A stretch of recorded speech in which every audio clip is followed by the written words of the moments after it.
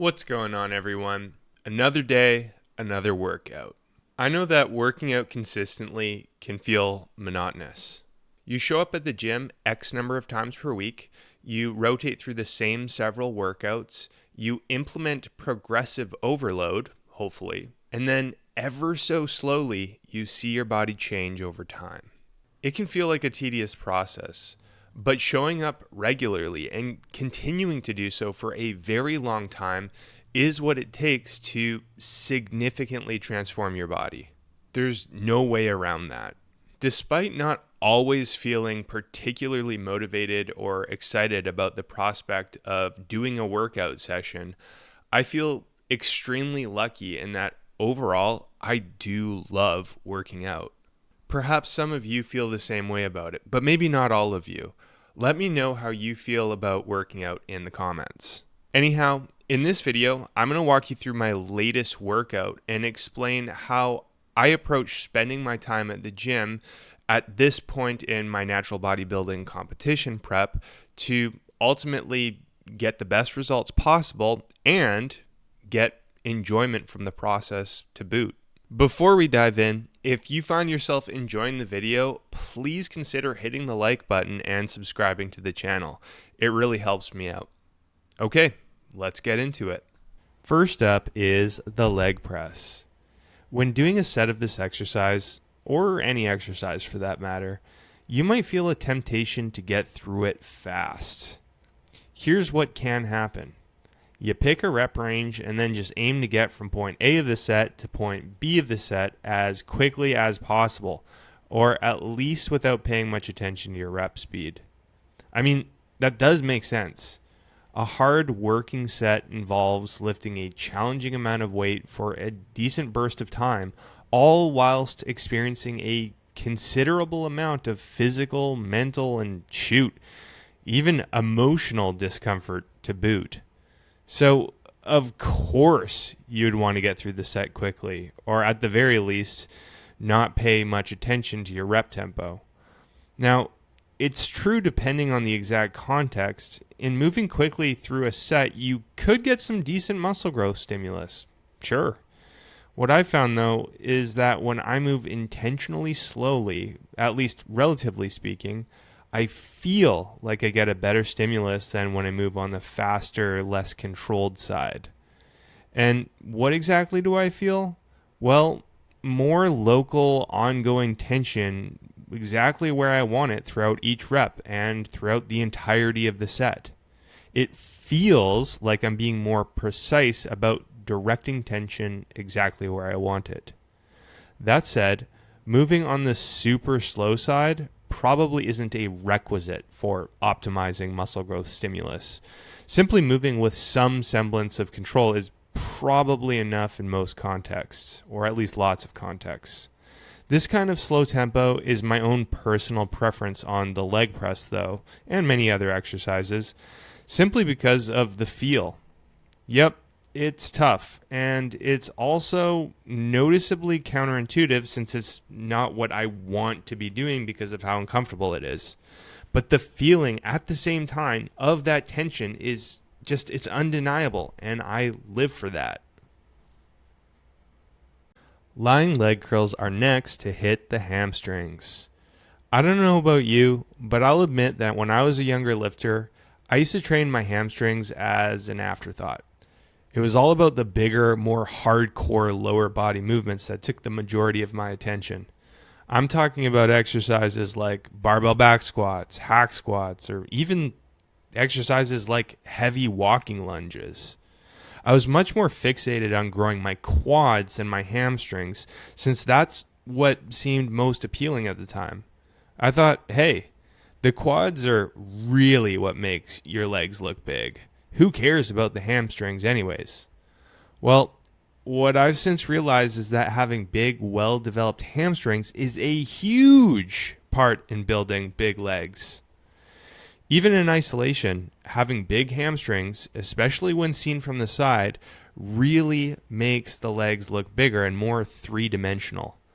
And from my context as a natural bodybuilder, having great hamstrings on stage when you're absolutely completely out of your mind peeled is just awesome.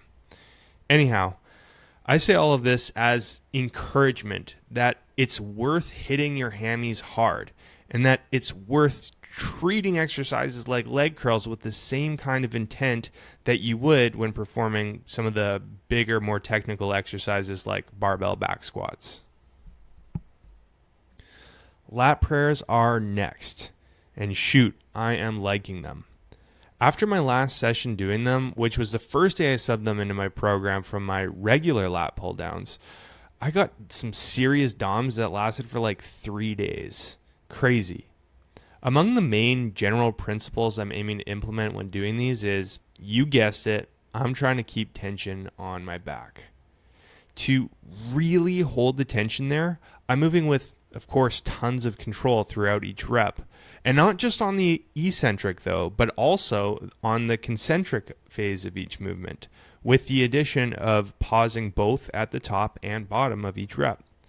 I used to be very dogmatic about prioritizing that my technique looked a certain way. You know, making sure my setup looked a particular way, that I moved with an explosive concentric tempo, then a slower eccentric tempo, and then maybe I would add some planned pauses at the top and bottom of each reps. And while I still absolutely prioritize that my technique is good and proper, I now put more of an emphasis on how each movement feels and let that feeling act as a kind of compass in determining exactly how I move and what that looks like. Now, don't get me wrong. That still leaves me with what looks visually like great technique, but it often looks a bit different than what I would have in the past dogmatically aimed for. For these lat prayers, for example, I'm moving a bit slower on the concentric phase than I would have in the past. I'm also not pulling my arms directly to my side, so my range of motion is a bit shorter than it would have in the past too. I do both of those things simply because that's what leaves me feeling the highest amount of tension. Is it leaving me with better results? Honestly, it's kind of tough to say, but I like it and I will continue to roll with this kind of training approach. Military press is up next. I've never been the best overhead presser, but I love doing these nonetheless. I'm honestly thinking ahead to after my competition season is over, in that one of my main improvement season goals could be to get as strong as possible specifically with this lift. That's a long ways off though, and I shouldn't put the cart in front of the horse. Even so, the prospect of doing that is leaving me feeling a bit excited about it.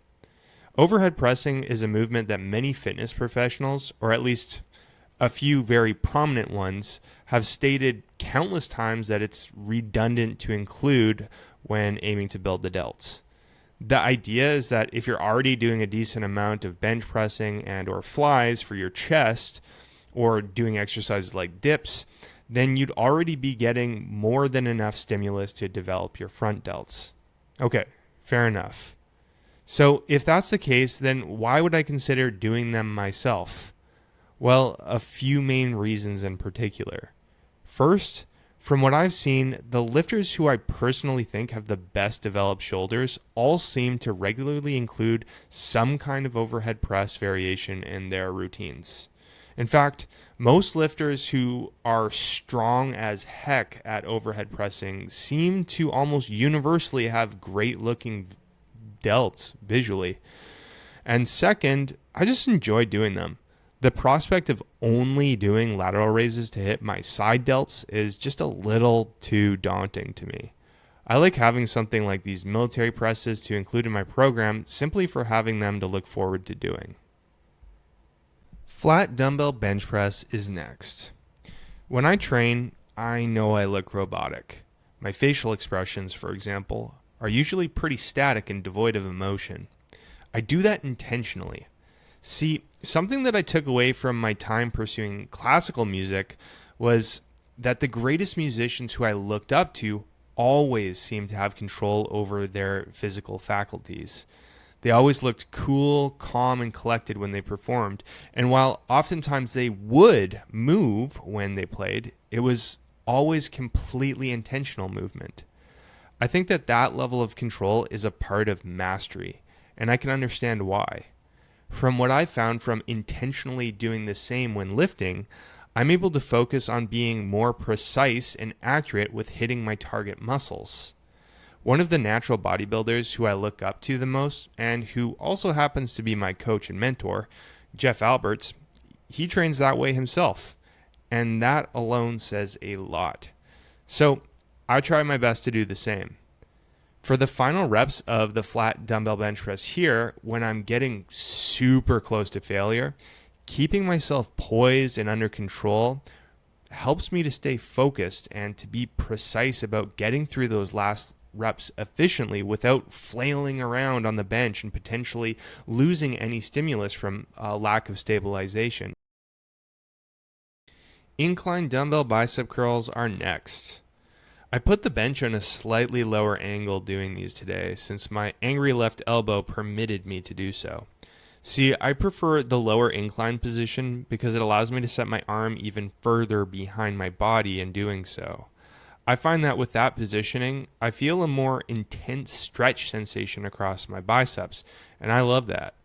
I'm still moving with tons of control in a relatively slow tempo here, both because, as mentioned earlier, that's what leads me to feel the highest amount of tension on my target muscle, which is my biceps, and also because that's what leaves my angry left elbow feeling, well, less angry.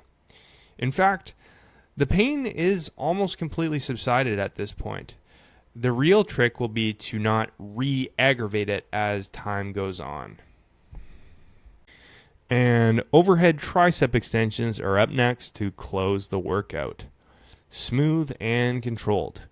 For these, I've been asked several times about what the best elbow position is in doing them.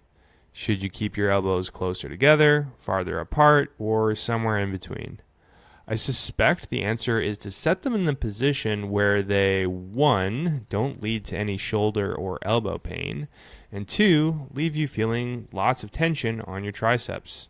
So there might not be a single one position fits all answer for this exercise, which is often the case for most exercises. The answer is to simply pick the position that just works best for you. You can see where I set my elbows here. They're on the farther apart side. The reason being is for what I just mentioned. It's the position that leaves my joints and connective tissue feeling comfortable. There's no pain, but it also leaves me with tons of tension being felt on my triceps. And that's the session. Hopefully, in sharing my approach to the workout with you, it helps you a little bit with your own workouts to potentially lead you to getting better results and maybe even finding a little bit more enjoyment from your own process as well. If you have any questions about my workout approach, my prep, or anything that I've mentioned in this video, please go ahead and drop your question in the comments below and I'll be happy to answer. Just before this video comes to a close, I want to let you know about the work that I do. When I'm not making YouTube videos, recording podcast episodes, or making Instagram content, I work full-time as an online physique coach, where I help my clients to accomplish their muscle growth and fat loss goals by optimizing their approach to strength training and nutrition, and I coach them through the process. I've been doing this work for over 7 years and love helping my clients to not only transform their bodies, but ultimately their lives. If you've been considering getting some help with accomplishing your own physique goals, hit the link in the description below to learn a little bit more about the work that I do and how I can help you. You can even use that link to schedule a free video consultation with me. If you have any questions about my coaching or how I can help you, just email me at sam@jadeathletics.ca. Thanks so much for watching, and I'll see you in the next video.